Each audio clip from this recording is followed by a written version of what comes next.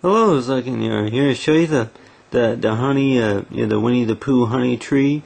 As you see, is the way I got it drawn. I got is that it grows from the root and it sprouts up, and then along with it grows out the branches and the leaves and all, along with the leaves, and then the produces of honey. And of course, you see is Winnie the Pooh.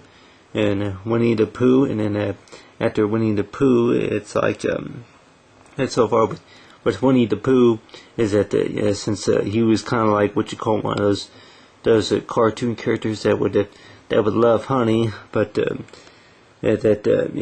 along right here will be a honeybee, and then along with the honey leaf, but a lot of times is that with the honey tree, which I guess I don't know if it would be really Winnie the Pooh, a job that Winnie the Pooh could probably do, but if anything that it's like he would maybe have a farm of honeybees that would be able to produce honey, and they would have something like a tree that will be able to produce honey along with the sun, and then along with the drop of rain, for the produce of the honey. But if you were to for honey tree, if you were to grow something like this in your own home, then a lot of times that I don't know if if we would be able to grow something like a honey tree. It's like kind of like an apple tree, to where it's like a seed. You plant a seed in the soil, and like you got the honeycomb right there, as in kind of like in the cereal honeycomb. But you plant the seed and it sprouts, and then it grows up to a tree, maybe a 10-footer or something like that. That will produce honey. But I think the only way you'll be able to maybe have some of this in your own home is if you were to maybe buy honey jars or something like that. Maybe produce that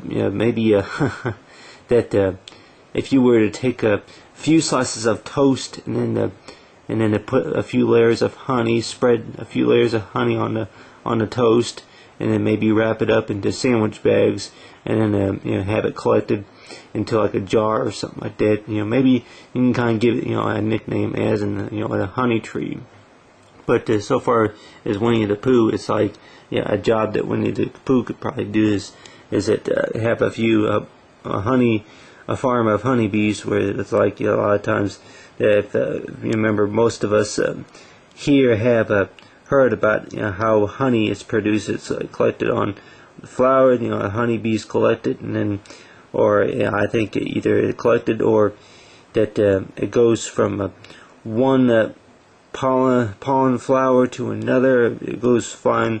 It goes sailing to the sky, and I guess it lands on another flower. But or something like that. I guess that may be to produce more flowers or something. But so far with the honeybee, the bees, I guess, would take it back to their hive, and then they would have like the woodworking. You say the woodworking tools. I don't know if you maybe call them tools, but they would be like the legs, to where they would be able to thicken up the pollen or something like that. Maybe to add their special ingredient to produce honey. And a lot of times, like if they had a honey tree, then it would be like they would have their hive at least somewhere.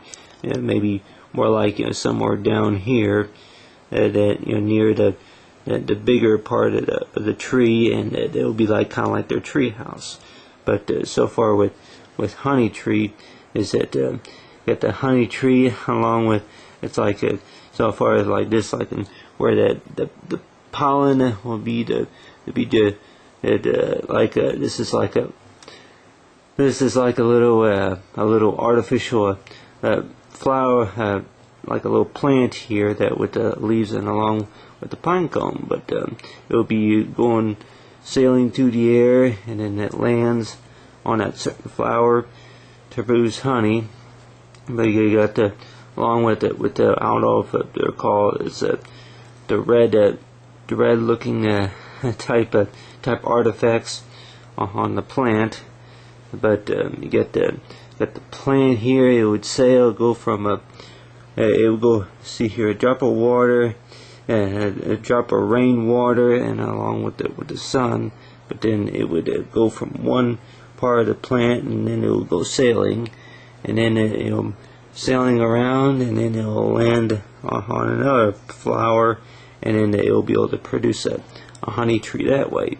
But a lot of times is that so far with honeybees is that